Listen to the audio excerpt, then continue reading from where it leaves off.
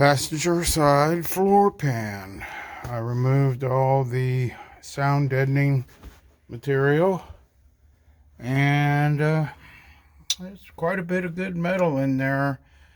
We have some perforations right here. That's right beside the jack plate. In fact, it's kind of pooching up because the way the car is pushing the pan up. And then right back here near the cross member into that corner, and then one little tiny hole right there.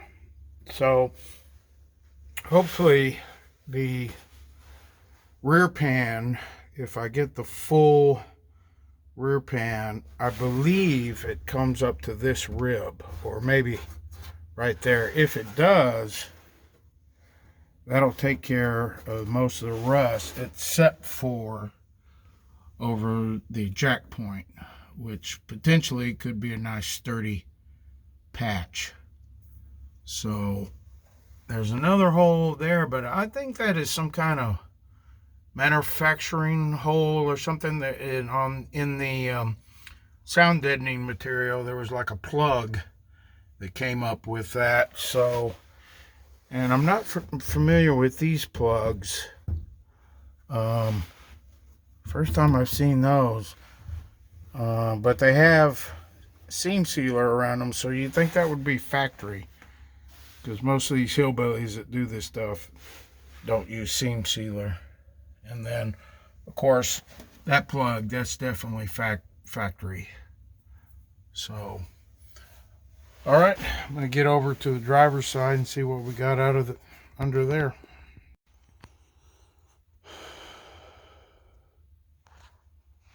All right, driver's side pan, it looks pretty darn good. I will need to pull the pedal cluster, because there's like a recessed area way back in there that's prone to rust. I mean, the only perforations I found so far, this one little bitty one right here. I mean, the back half of the front pan, it's corroded. But again, I believe if I get the full rear pan, it should made up right about there in between those two ribs, if I remember correctly. So, and I did find those two same odd plates that were on the passenger side, so that's something from the factory. But also all down the tunnel, that looks real good. At this point, I'm not even going to pull the sound deadening off of there, because I'm just not seeing signs of heavy corrosion. Probably very much like it is along here, where it's just surface. You know, I may change my mind on that and go ahead and pull all that sound deadening off. It is a nest for rust, that's for sure. But finally found one part of this car that's not got a whole lot of rust holes in it. So I guess that's progress. So this morning, I'm going to remove the remnants of the park and brake guide plate and the bracket for the park and brake handle itself, which means drilling out spot welds. I thought I'd show you this bit that I use. It's the best one I've found. Let's see if it would zoom in on that. I mean, I've probably done hundreds and hundreds of spot welds with this, and it's still pretty darn sharp. It's made by a company called Keys Co. Well, it's supposedly lifetime guarantee. I think I looked for a replacement bit once, and I was having a problem finding that particular one, and I bought another one. It did not work near as well as this one. So if you guys are gonna get into this, I'd highly recommend finding this particular spot weld drill bit. So these are the two remnants I'm going to drill out. You can see this one's got 1, 2, 3, 4, 5 spot welds.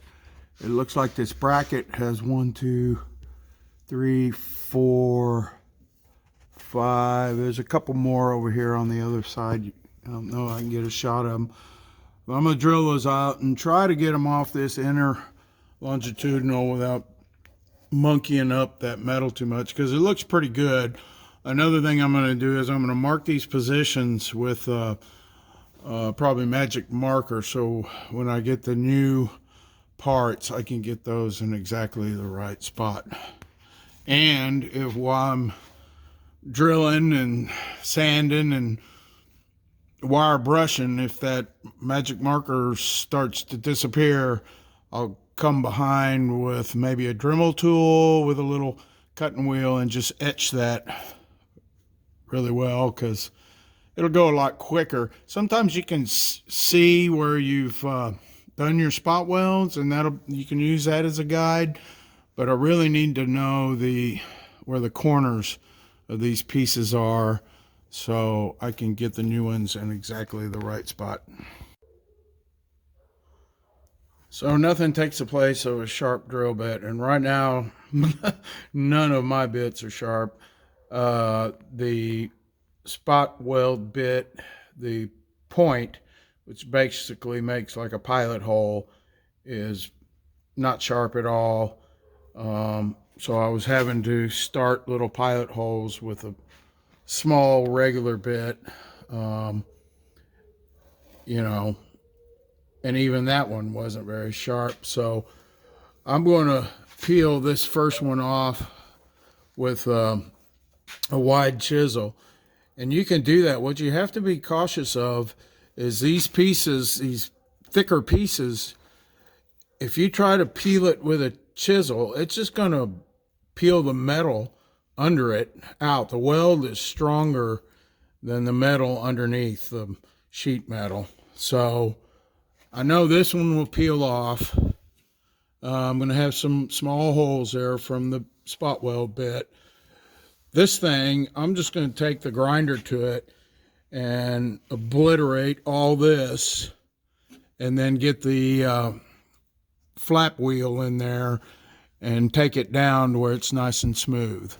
So I'll have to be careful of my marks, position marks, make sure I don't lose all them. But I can't even get a drill in over here anyway, it's too tight, which will have the same problem doing the cross member, so this has got to go. So that's where I'm at on all that. Yeah, I get the rest of that with the flap disc. The cutting wheel, it's just really hard to control, and it doesn't take but a few seconds when you come off that larger metal to go right through the thinner metal. So the flap disc gives you much more control. You can peel it just like an onion. So that took every bit of an hour and a half, and yeah, I did lose my alignment marks with the Sharpie. However, with the spot welds, I can pretty much tell where that piece goes, and then you've got some tiny little indentations, pilot holes. So I'll be able to line that bracket up with those. And I am going to just put a temporary coat of primer over this, because I have seen this metal literally start to flash rust in days. So it's going to be probably quite some time before I get to this and put those pieces of metal in. So putting a temporary coat of primer is not a bad idea.